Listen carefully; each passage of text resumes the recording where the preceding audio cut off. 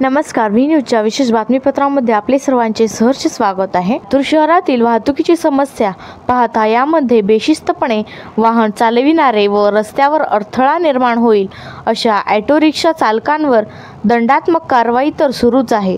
मात्र दंडात्मक कारवाई करूनही जे ऑटो रिक्षा चालक बेशिस्तपणे आणि वाहतुकीस अडथळा निर्माण होईल असे वर्तन करतील त्यांच्यावर आता दंडात्मक कारवाईसह थेट गुन्हा दाखल करण्याचे आदेश लातूर जिल्हा पोलीस अधीक्षक अमोल तांबे यांनी दिले आहे।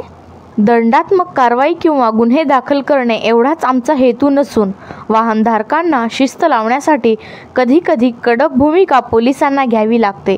त्यामुळे वाहतूक व्यवस्था सुरळीत आणि शिस्तबद्ध होण्यासाठी हा आमचा प्रयत्न असल्याचे पोलीस अधीक्षक अमोल तांबे यांनी यावेळी स्पष्ट केले। सर, वाहतुकीला अडथळा करणारे जे काही ऑटो असतील किंवा अन्य वाहनं असतील अशा वाहनधारकावर आता थेट गुन्हे दाखल होणार असल्याची कारवाई होणार आहे, काय सांगाल?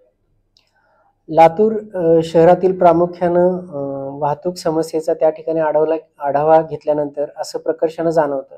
या ठिकाणी जे ऑटो रिक्षा आहेत त्यांची संख्या ही खूप मोठ्या प्रमाणावर आहे आणि या ऑटो चालकांमध्ये प्रवासी घेण्यावरनं त्या ठिकाणी मोठ्या प्रमाणावर स्पर्धा दिसून येते आणि त्यामध्ये मग अत्यंत बेशिस्तप्रमाणे ऑटोची जी काही वाहतूक केली जाते त्यामध्ये प्रवासी घेण्यासाठी रस्त्याच्या मध्येच ऑटो थांबवणे, ऑटोचा स्टॉप नसताना ऑटो त्या ठिकाणी थांबवणे, रस्त्यामध्ये इतर रहदारीला किंवा वाहतुकीला अडथळा होईल अशा पद्धतीनं ऑटोची त्या ठिकाणी पार्किंग केली जाते आणि त्याचबरोबर अत्यंत धोकादायक पद्धतीनं ऑटोमध्ये फ्रंट सीट बसून सुद्धा जी प्रवासी वाहतूक केली जाते। तर या सर्व बाबींच्या अनुषंगानं नियमांचं पालन करण्याबाबत, फ्रंट सीट पॅसेंजर प्रवासी वाहतूक न करण्याबाबत, केवळ ऑटो स्टॉप जे दिलेले आहेत तर त्याच ठिकाणी प्रवासी चढ उतार करण्याबाबत, तसेच जे मुख्य चौक आहेत त्या सर्व चौकांमध्ये वाहतुकीस अडथळा टाळण्यासाठी त्या चौकापासून 50 मीटरच्या पुढे जाऊन रिक्षा चालकांनी प्रवासी घ्यावेत व किंवा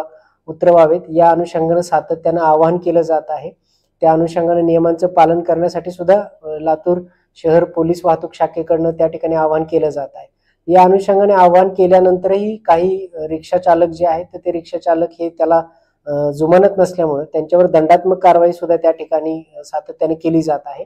दंडात्मक कारवाई केल्यानंतरही जे ऑटो चालक आपले नियमभंग करतील किंवा वाहतुकीस अडथळा होईल अशा पद्धतीने जर वाहतूक करत असतील तर दंडात्मक कारवाई केल्यानंतरही जर त्यांच्यामध्ये सुधारणा होत नसेल तर अशा ऑटो चालकांवर आता मोटर व्हेकल ऍक्ट तसेच इतर कायदेशीर कलमान्वये त्या ठिकाणी गुन्हे दाखल करण्याची कार्यवाही करून ऑटोवर सुद्धा त्या ठिकाणी कार्यवाही केली जाणार आहे। एकूणच लातूर शहरातील वाहतूक व्यवस्थेला वळण लावण्यासाठी आणि जे काही त्याच्यामध्ये शिस्त येण्यासाठी आवश्यक त्या सर्व उपाययोजना लातूर शहर वाहतूक शाखेकडनं आणि लातूर पोलिसांकडनं केल्या जात आहेत।